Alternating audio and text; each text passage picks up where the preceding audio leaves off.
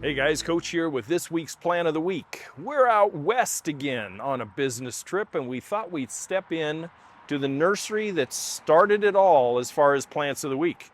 We're here at Plantsmith Nursery in Rapid City, South Dakota, and I wanted to bring to you one of my favorite ground cover junipers, and that's the blue chip. The blue chip juniper, only about 8 to 10 inches tall and spreads out 3 to 5 feet in all directions.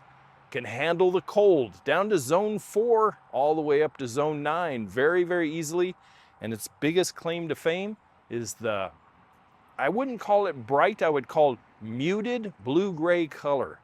Great contrast type of plant. If you have big beds, put this out in front and something of a contrasting nature in the back.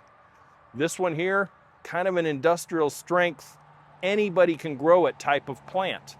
This one here is in a 5-gallon pot, and it's already half mature as it sits right here. But once you put it in the ground and it starts getting the starter fertilizers and the nutrients that it wants, it'll blow up even more than in this container. Blue chip juniper, fairly easily found in the retail nursery industry. If not, you can always ask for it.